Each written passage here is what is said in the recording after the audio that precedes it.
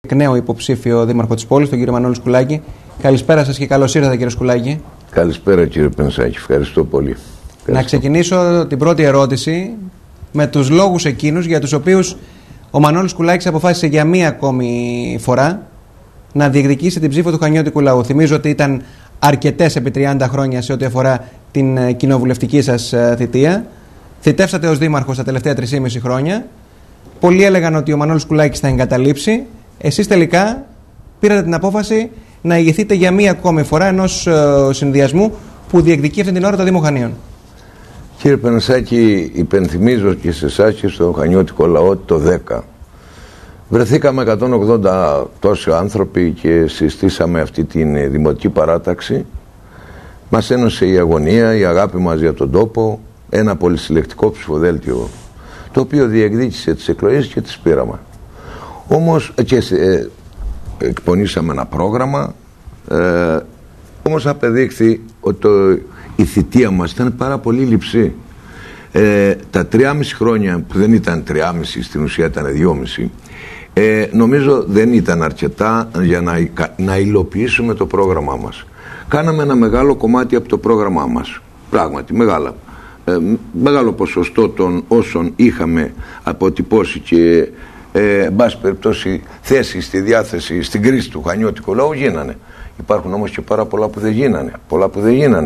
Με το χέρι στην καρδιά, πόσο ικανοποιημένος είσαστε από την πορεία εκτέλεσης αυτού του προγράμματος, με δεδομένο βέβαια, και αυτό οφείλουμε να το αναγνωρίσουμε, ότι η χρονική περίοδος μέσα στην οποία πραγματοποιήθηκε, υλοποιήθηκε αυτή η προσπάθεια ήταν ίσως η δυσκολότερη όλων των τελευταίων δεκαετιών για την αυτοδιοίκηση.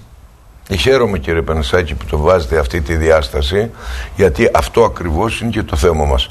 Ότι κάτω από αυτές τις δραματικές συνθήκες που βρέθηκε η χώρα, ο Δήμος μας, με ένα νέο θεσμό, τον Καλλικράτη, με την οικονομική κρίση που αναφέραμε προηγουμένως, εμείς είμαστε ικανοποιημένοι. Όχι ότι δεν μπορούσαμε, ξέρω εγώ, να διεκδικήσουμε κι άλλα, και από πού να διεκδικήσουμε κι άλλα χρήματα. Το θέμα είναι μας έκοψε το κεντρικό κράτος το 60%. 60% μείωση των εμπιστώσεων από τους ΚΑΠ.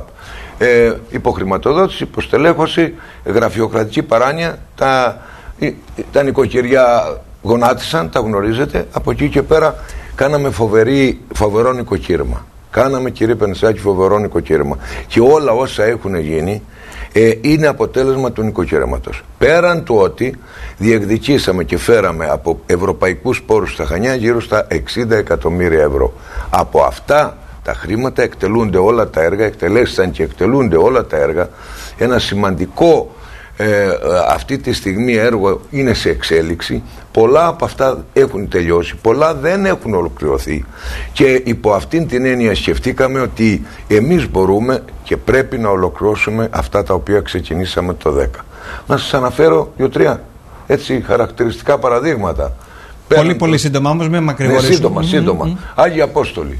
Για μένα το μεγαλύτερο επίτευγμα του Δήμου Χανίων, σε μια εποχή που όλα ξεπουλιόνταν, εμείς καταφέραμε με συντονισμένες προσπάθειες και με σωστούς χειρισμούς, με τη σύμφωνη γνώμη όλων των παρατάξεων, με την κινητοποίηση του λαού, να πετύχουμε να πάρουμε τους Αγίους Αποστόλους, να κερδίσουμε το δικαστήριο των 42 στρεμμάτων, και τώρα εκπονούμε μια πρόταση για να κάνουμε πανελλήνιο ή διεθνή διαγωνισμό αρχιτεκτονικό. Αυτό θεωρείτε λοιπόν ότι είναι η ταμπέλα της θητείας σας? Όχι, δεν με ενδιαφέρει η ταμπέλα. Μας ενδιαφέρει να αξιοποιηθεί σωστά η περιοχή.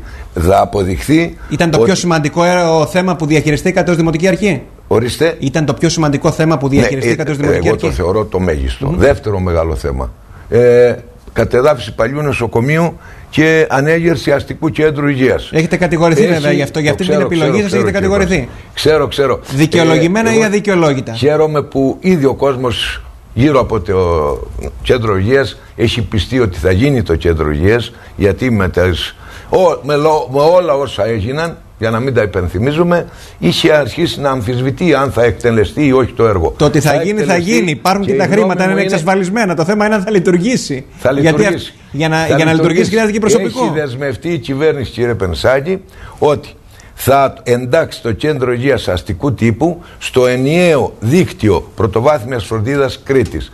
Εμείς έχουμε τα χρήματα μέχρι και τον εξοπλισμό. Τα πάντα έχουν προβλεφθεί. Το προσωπικό με απόφαση του Περσιάρχη μπορεί να ενταχθεί στο ενιαίο σύστημα πρωτοβάθμιας φροντίδας υγείας και μπορεί να λειτουργήσει.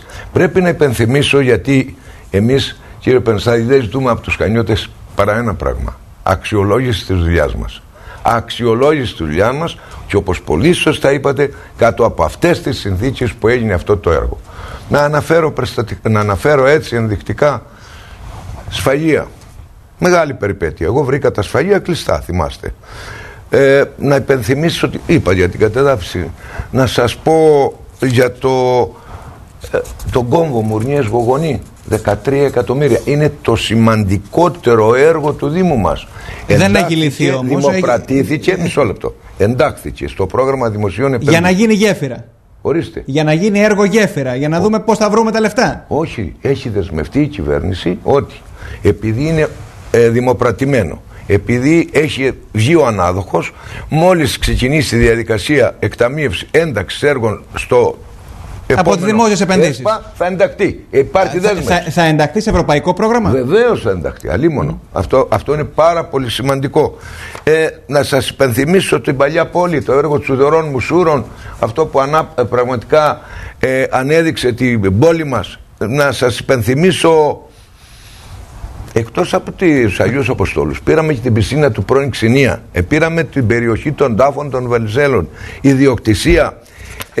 Να σας υπενθυμίσω το θέατρο στο χώρο της Ανατολικής Τάφρου. Θυμάστε εκείνη το έργο, ένα εξάμβλωμα που υπήρχε. Να πω για το Δημοτικό Γήπεδο Ποδοσφαίρου Υπερβολίων. Σας κατηγορούν, κύριε Σκουλάκη, σας κατηγορούν για την καθημερινότητα του πολίτη. Πείτε μου. Σας κατηγορούν και οι πολιτικοί σας αντίπαλοι και εκείνοι που εκφράζουν δημόσια άποψη για το έργο σας, ότι δεν ασχοληθήκατε με την καθημερινότητα του πολίτη. Είναι ενδεικτικό και οφείλουμε να το παρατηρήσουμε, και το υπογράφω και εγώ αυτό το πράγμα, ότι το τελευταίο χρονικό διάστημα, τις τελευταίες εβδομάδες, βλέπουμε έναν οργασμό εργασιών, βλέπουμε να ασφαλτοστρώνονται δρόμοι οι οποίοι εδώ και πάρα πολύ καιρό είχαν πρόβλημα, καταγεγραμμένα προβλήματα και μέσα από ρεπορτάζ, αλλά λύσεις δεν είχαν δοθεί, και τις τελευταίες εβδομάδες ως διαμαγείας βλέπουμε ότι εκτελούνται μια σειρά από εργασίες. Τι απαντάτε λοιπόν σε αυτούς τους ανθρώπους που σας λένε ότι δεν ασχοληθήκατε όλα τα προηγούμενα 3,5 χρόνια με την καθημερινότητα του πολίτη και ασχολείστε τις τελευταίες εβδομάδες? Κύριε Πανσάκη, ωραίο το ερώτημά σας. Και νομίζω ότι ο λαός των Χανίων θα σκεφτεί ποιοι είχαν την ευθύνη πριν 2-3 μήνες, μέχρι πριν 2-3 μήνες, από πλευράς του Δήμου για την υλοποίηση αυτών των έργων. Δεν είναι προεκλογικά τα έργα. Απλά έχουν καθυστέρηση. Το προσωποποιείτε τώρα. Το προσωποποιείτε και έχω την αίσθηση ότι μια δημοτική αρχή κρίνεται από τις αποφάσεις του Δημάρχου όμως, έτσι. Έχει τον απόλυτο έλεγχο ο Δήμαρχος, λοιπόν, έτσι νομίζω ότι συμβαίνει. Ακούστε.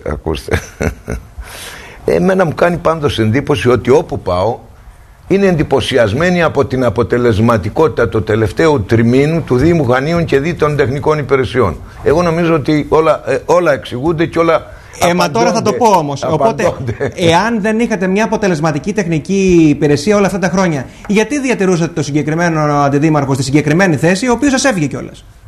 Ακούστε, εγώ επέλεξα τους συνεργάτες μου και το συγκεκριμένο που λέτε, γιατί σεβάστηκα τους 3.500 συμπολίτες μας, οι οποίοι του εμπιστεύτηκαν να εκπροσωπήσει την περιοχή.